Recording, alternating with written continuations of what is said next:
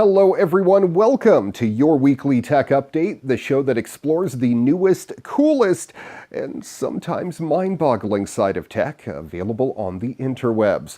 I'm your Flash fanboy Ray McNeal. Coming up on the program today, Nest's $169 smart Thermostat E is all about simplicity. FDA approval brings the first ever gene therapy to the U.S.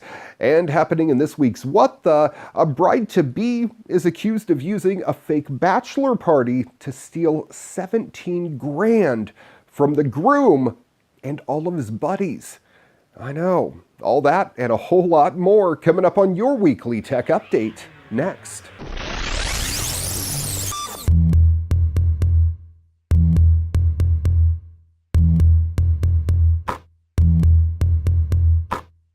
Since Nest unveiled its first thermostat back in 2011, they've always seemed like high-end pieces of tech.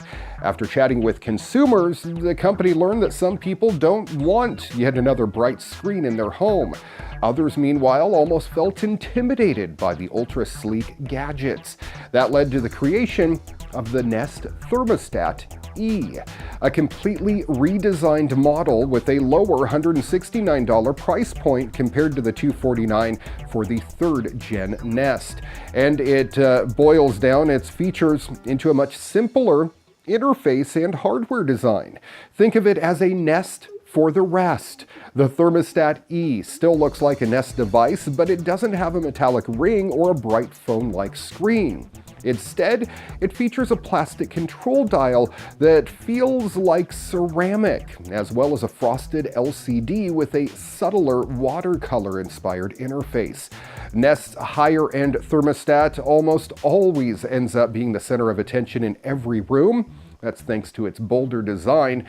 The Thermostat E, on the other hand, is designed to blend into your decor.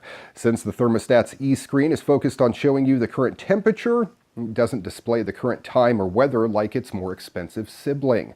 Nest also says it won't work for very complicated HVAC systems. For example, if you have 3 stages of heating and cooling in your home, you're going to need an upgrade. For that reason, the company claims it'll work in around 85% of homes in the US compared to 95% with the original Learning thermostat. Otherwise, it's packed with all of the other capabilities that you've come to expect from Nest. That includes the ability to control your home's temperature through the Nest app, as well as learning about your routine over time. The Thermostat E also comes with a preset schedule, which will save you money even if you don't manually tell it when you're leaving the house.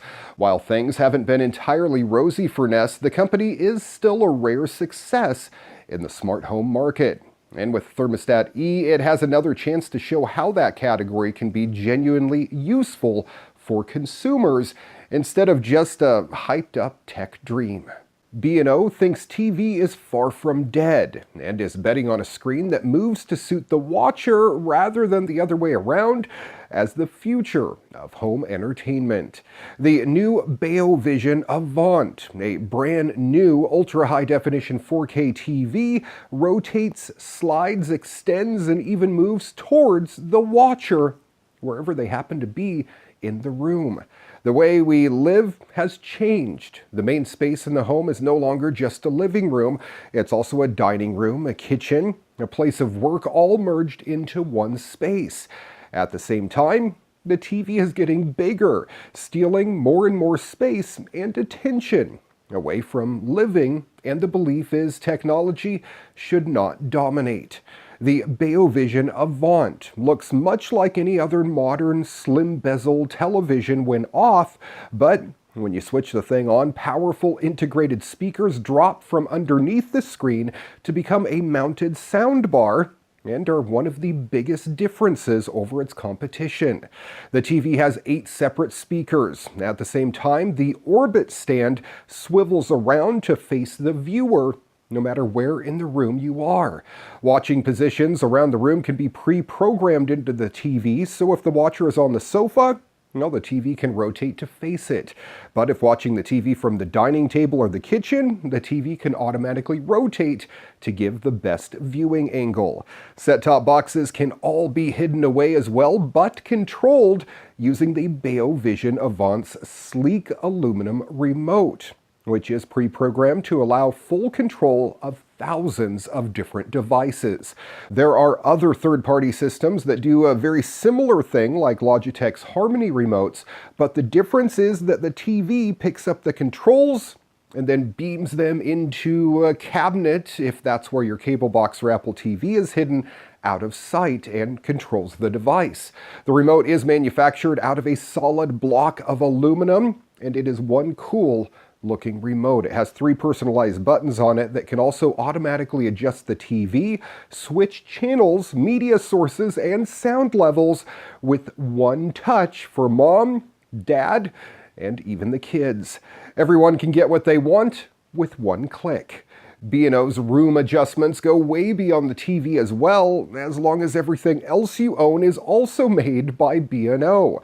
Moving the TV's orientation, for instance, will change the pattern of the speakers around the room.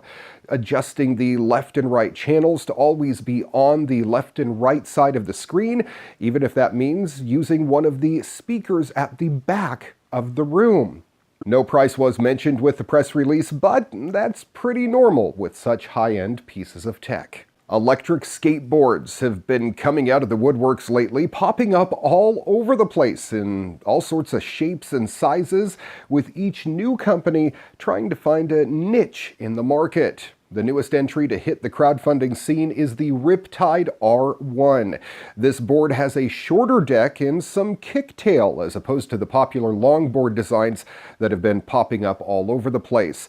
While the popular boosted boards line may be the limo of electronic rides, a smaller format is preferable when it comes to tighter turns, which helps in a fragmented cityscape like downtown New York.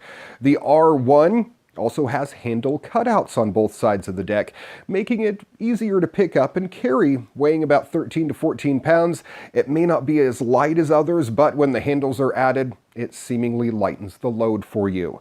When it comes to power, well, the Riptide R1 falls smack in the middle of all the other competition. It has an 1800-watt belt-driven powertrain starting at $749.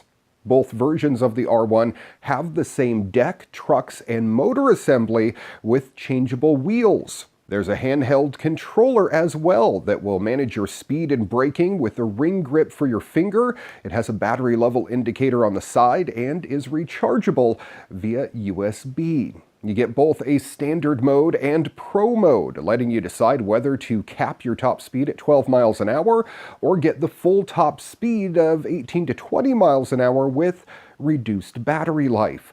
The regenerative braking works well too, perhaps even too well. If you're familiar with other models that ease into a stop, Riptide boards currently brake a bit more quickly, but seem easy enough to get familiar with. There's also another button on the side for toggling into reverse mode if necessary. The R1 boards have a range of up to 7 to 8 miles depending on which model you use, which is comparable to many boards, especially smaller decks with less space for large batteries. Greater range is always a benefit, but chargers are light enough to throw into a backpack when you need to re-up. The battery takes about 3 hours to fully charge, but there is a quick charge mode that can get you back on the road in about 90 minutes. The Riptide R1 and R1 Elite models are live on Indiegogo, with early bird prices right now ranging from $4.99 to $6.29.